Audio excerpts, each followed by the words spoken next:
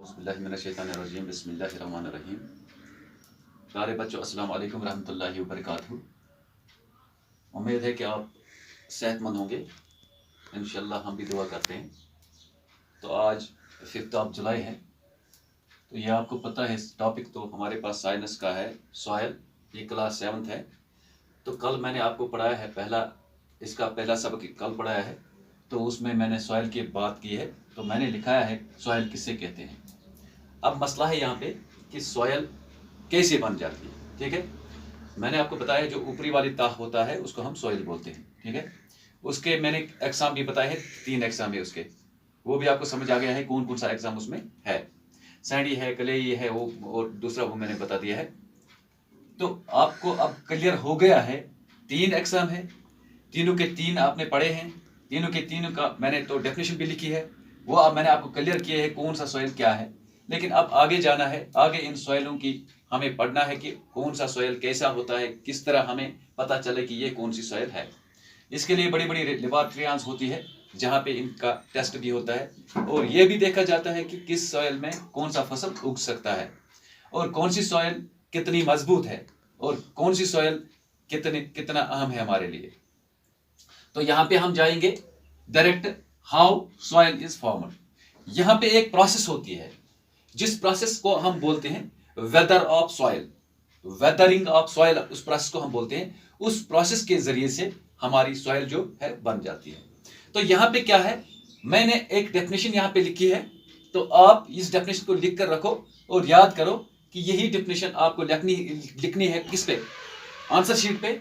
लेकिन क्या अगर ये क्वेश्चन आया कि explain how soil is formed, या how soil is formed, explain होगा या क्लियर होगा कि define how soil is formed, या वहां पे क्लियर होगा कि clear how soil is formed, या वहां पे ऐसा ही होगा हाउ सॉइल इज फॉर्मड, जिस तरह मैंने लिखा है। तो हर एक का जब सॉइल इज फॉर्मड होगा वहां पे, तो यही डेफिनेशन आपको हर एक जगह पे लिखना है। मैंने क्या लिखा है, soil is formed by the process of weathering of soil. ये एक प्रोसेस है, वेदरिंग ऑफ सॉइल एक प्रोसेस है। आप सोचेंगे ये क्या है, ये साइंटिफिकली लिखा गया है कि वेदरिंग ऑफ सॉइल, ये क्या है, ये एक प्रोसेस है। इस प्रोसेस को साइंटिफिकली कहा जाता है कि वेदरिंग ऑफ सॉइल, यानी कि सॉइल का एक प्रोसेस जो है जिससे ये सॉइल हमारी बन जाती है। तो उसको एक ये प्रोसेस एक है, तभी मैंने लिखा है soil is formed by the process. ये एक प्रोसेस है of weathering of soil. Weathering of soil, अब इसका नाम दिया गया है।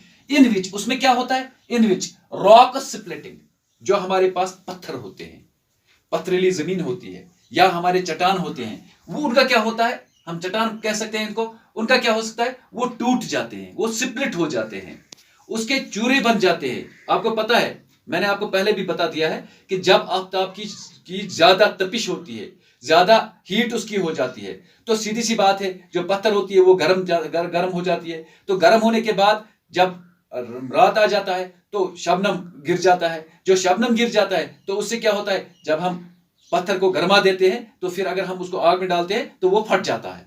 तो इसी तरह ये जो फटती है, ये स्प्लिट हो जाती है, इसके टुकड़े हो जाते हैं, या कोई इसके टुकड़े हो जाते हैं। बड़ा तो टुकड़ा नहीं होता है, छोटे छोटे टुकड़े हो जाते हैं। तो फिर क्या होता है, जब ये स्प्लिट हो जाता है, तो अब स्प्लिटिंग के बाद थ्रू द एक्शन ऑफ, किससे स्प्लिट होता है, जो मैंने आपको बता दिया है, तो हरारत से। लेकिन उसके साथ फिर स्प्लिट के बाद ये फैल जाता है, स्प्लिट हो जाता, फर्स्ट ये ब्रोक हो जाता है, सॉरी, फर्स्ट ये ब्रोक हो जाते हैं, उसके बाद ये क्या होता है, फैल जाता है। कैसे फैल जाता है, ये अगर टूट गया है अपनी ही जगह पे, वो टूटा है, तो फिर क्या होता है, फिर split through the action of wind.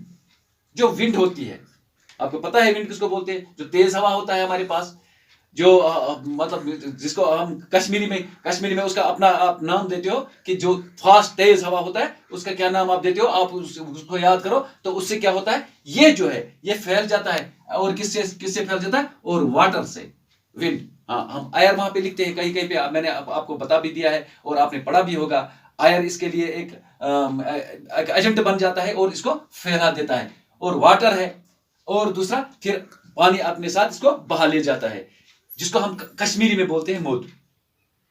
अब क्लियर हो गया, वो डस्ट बन जाता है इसका। तो डस्ट वो पानी अपने साथ बहा ले जाता है, और उसके साथ क्या है क्लाइमेट, जो मैंने पहले बता दिया है, जो यहाँ पे मैंने नहीं लिखा है लेकिन पहले बता दिया है क्लाइमेट, यानी कि जब तपिश ज्यादा होगी जब तपिश कम होगी तो वही प्रोसेस होती है, जब तपिश ज्यादा होती है तो ये प्रोसेस, ये वाली प्रोसेस हो जाती है। तो soil is made up of, अब क्या है, अब आपको क्लियर हो गया है। Soil is formed by the process of weathering of soil in which, जिस प्रोसेस में क्या होता है, rock splitting through the action of wind, water and climate. ये अब मैंने क्लियर कर दिया है। क्लाइमेट ज्यादा ज्यादा ज्यादा तपिश यहाँ पे होती है, ये क्लाइमेट वहां पे मैटर करता है। Soil is made up of, अब ये सॉयल जो है ये किस चीज का बना हुआ होता है। सिर्फ इसमें यही एक पार्टिकल नहीं होता है, ये एक पार्टिकल हम ले लेंगे नहीं, ये इतना ही नहीं होता है, बल्कि इसमें बहुत कुछ होता है। जो सॉयल हमारे पास होती है, अब जो सॉयल बन जाती है, इसमें अब बहुत कुछ होता है। क्या कुछ होता है, एक तो इसमें मिनरल्स होते हैं, ठीक है, जो मिनरल्स हमारे पास होते हैं इसमें, यानी कि जिसको हम ऑर्गेनिक मैटर भी बोलते हैं, इसमें ऑर्गेनिक मैटर भी होते हैं। मैंने आपको मिनरल्स बता दिया है, मिनरल्स किसको बोलते हैं, उसमें तो बहुत सारे चीज मिल जाते हैं तो मिनरल्स बन जाते हैं, जो हमारे पौधे के लिए अहम है। तो उसके बाद उसमें आयर भी होता है। हाँ, आप बोलेंगे कि जो मिट्टी होती है उसमें आयर भी होता है, और उसमें वाटर भी होता है, ठीक है, और उसमें ऑर्गेनिक मैटर्स भी होते हैं। ऑर्गेनिक मैटर भी हम उसको बोलते हैं, वो भी होता है। ऑर्गेनिक और इनऑर्गेनिक आपने पढ़ा ही होगा।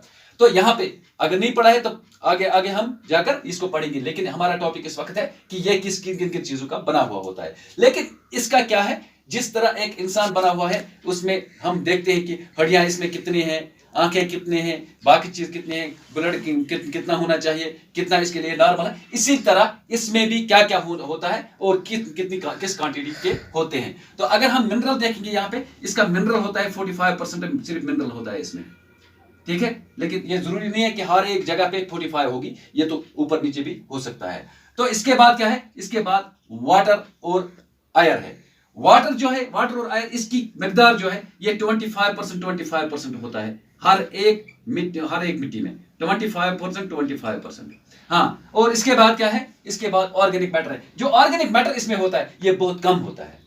ये क्या होता है, ये बहुत कम, ये सिर्फ 5% होता है। इसका मतलब है अगर हम इसका ऐड करेंगे, 45 और 5 हो गया 50, और 50 25 हो गया 75, 75 और 25 हो गया 100%। को इसका मतलब है 100% मिट्टी जो हमारे पास होती है, 100% मिट्टी में हमें क्या मिलता है, 45% हमें मिलता है मिनरल्स, इसमें 25% आयर और 25% वाटर इसमें मिलता है, और इसके साथ साथ ऑर्गेनिक मैटर जो है इसमें वो 5% है, 5% है, तो ये 100% बन जाता है। इस तरह ये मिट्टी हमें मिल जाती है। तो इसमें अगर हम देखेंगे अब इसके लिए क्या है, अब हम इसके लिए ये करेंगे कि हमारे पास जो मिट्टी होती है ये 3 अक़साम की होती है, मैंने आपको बता भी दिया है। इसमें 2 अक़साम की हमारे पास है जो जिनकी हमें ज्यादा जरूरत होती है, एक कलाई और दूसरे सैंडी। कलाई और सैंडी, उनका हमें क्लियर पता होना चाहिए वो कैसे किस किस्म का होता है। जो कलाई मिट्टी होती है, मैंने आपको बताया 3 किस्म मैंने आपको पढ़ाए हैं, लेकिन इंशाल्लाह मैं कल दिखाऊंगा इनकी डिफरेंस, कल दिखाऊंगा कलाई और जो हमारे पास सैंडी है उसका कल दिखाऊंगा। लेकिन एक बात मैं आपको बता के रखूंगा, जो हमारे पास कलाई होता है इसमें क्या है, इसका साइज पार्टिकल, जो इसमें पार्टिकल्स होते हैं वो 0.005 mm होता है। समझ आ गया, यानी कि इसमें जो पार्टिकल्स होते हैं मैंने आपको बता दिया है, इसमें पार्टिकल्स होते हैं, पथरीली पार्टिकल होते हैं, इसमें हार्ड पार्टिकल होते हैं, इसमें उनकी जो तादाद है कितनी है, कम है। क्यों, 0.005 mm होता है इसमें, ज्यादा से ज्यादा इसका साइज क्या होता है, जो पार्टिकल इसमें होते हैं, हार्ड पार्टिकल जो इसमें होते हैं उसका साइज कितना होता है, 0.005 mm, किसका, कलाई में।